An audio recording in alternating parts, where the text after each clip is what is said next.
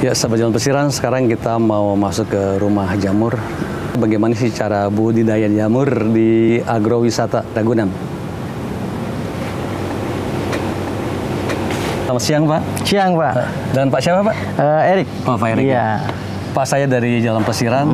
Ingin tahu bagaimana cara budidaya jamur nih, Pak. Oh iya. Bisa dijelaskan, Pak?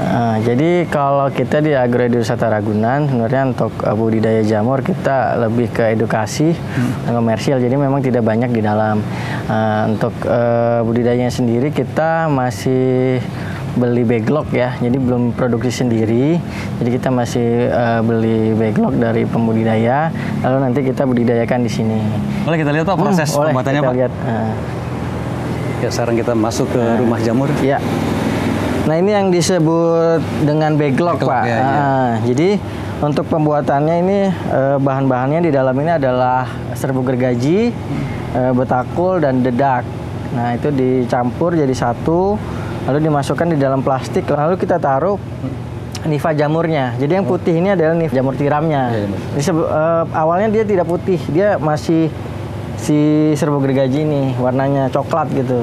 Nah, nanti kita diamkan mungkin sekitar 3 minggu atau 4 minggu mulai keluar nanti putihnya, niva putihnya. Jika sudah menyebar banyak, kita buka nih di sininya.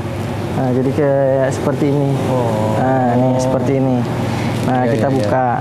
Nah, ini kan sudah mulai banyak ya putihnya. Jadi nanti kita buka, nanti jamurnya akan keluar dari sini. Nah, seperti itu nih.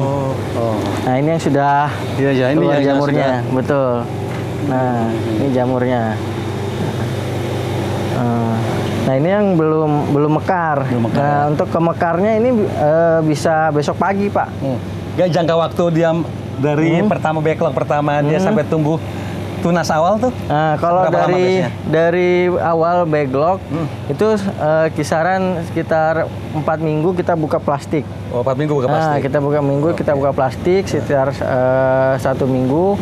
Itu mungkin ada yang muncul. Karena kita backlognya tidak serempak. Ada yang mungkin hari ini keluar, besok enggak, ini 2 hari lagi. Jadi kalau untuk skala yang besar itu kita bisa panen setiap hari.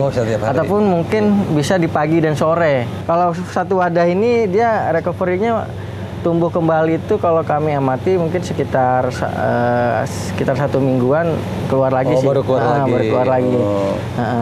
Jadi untuk dari sini ke ini besok pagi ini udah mekar. Udah mekarnya seperti ini. Jadi yang kayak ini nanti besok bisa seperti ini. Iya, bisa seperti itu. Gitu. Nah, kalau sudah mekar seperti ini, itu kita harus panen. Nah, jadi tidak. Nih, kalau ini kan sudah mekar, ini belum ya, masih kecil. Tapi kalau sudah mekar, ini kita harus panen. Karena kalau kita tunggu besok, dia akan menguning, Pak. Tidak bagus lagi untuk jamurnya. Jadi memang kita walaupun harus, ini belum mekar secara utuh. Betul. Jadi harus dipanen. Harus panen karena namanya dia sudah maksimal memang segitu. Iya. Nah, ini juga mungkin besok sudah mekar juga, Pak. Jadi harus memang dia cepat. Jadi kalau memang ini kan kita cuman ada sekitar 200 backlog di sini. Masih ya cuman edukasi aja supaya mengetahui kepada yang kunjungan di sini. Kalau taraf komersial dia bisa 1.000 atau 10.000 backlog. Nah, kalau saya ingin punya budidaya jamur seperti ini, itu apa sih yang perlu saya siapkan? Kalau pertama rumah kumpung jamurnya. Nah, tempatnya sih sebenarnya. Jadi kalau tempat sih kalau memang ada lahan bisa dibikin seperti ini. Maksudnya ada apa dari kumpung jamur seperti ini. Tapi kalau memang hanya iseng bisa juga di belakang ya di spot mungkin ada teras halaman belakang atau apa. Jadi pada konsepnya sih sebenarnya dia senang di kondisi yang lembab. Jadi usahakan di lokasi itu lembab gitu. Tidak mungkin tidak basah sekali ataupun tidak panas sekali gitu, lembab. Selanjutnya mungkin rak ya, rak-rak seperti ini ya. Nah ini kalau lebih bagusnya lagi sebenarnya pakai bambu Pak. Untuk budidaya yang lebih bagus itu sebenarnya dia menjaga kelembaban juga ya.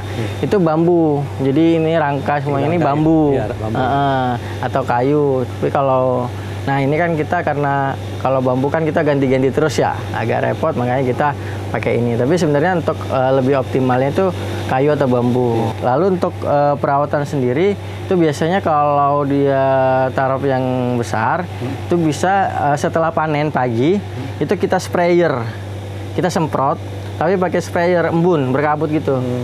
Jadi penyiramannya pakai siraman kabut. Kayak spray gitu. Iya. Nah ini sebenarnya. Oh ini untuk penyiraman. Nah ini sebenarnya untuk melembabkan lantai. Ini udah ABR-nya udah habis kayaknya. Diisi lagi. Nah ini kalau ini kita isi airnya. Nah ini kan keluar nanti airnya. Jadi untuk udara juga ya. Iya jadi. Udara juga. Jadi dia selalu basah. Ini kan ketimpah panas. Jadi agak lembab gitu kan. Seperti itu konsepnya. Nah kalau memang ini biasanya juga pembudidaya pakai sprayer Pak. Sprayer semprot yang gendong itu, ya baik yang manual ataupun yang sekarang udah modern ada yang elektrik ya. Nah jadi itu disemprot kabut di sininya setelah panen.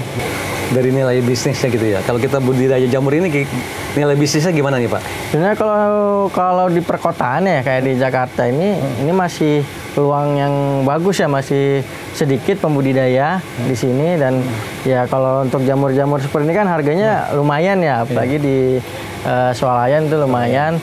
Ya sebenarnya prospeknya ya bagus untuk bisnis apalagi di Jakarta. Kalau di daerah mungkin ya sudah banyak ya pembudidaya seperti itu, tapi kalau di Jakarta ini suatu peluang yang cukup bagus. Dan sebenarnya apa ya, kalau kita pasarkan itu tidak harus jamurnya aja, kan kita bisa jadi olahan tadi keripik apa jamur crispy atau keripik jamur itu atau bakso jamur itu bisa jadi olahan-olahan seperti itu. Dan kalau unik-unik seperti itu kan apalagi sekarang kekinian ya, nah itu lebih bagus lagi dan nilai jualnya mungkin akan lebih meningkat seperti itu.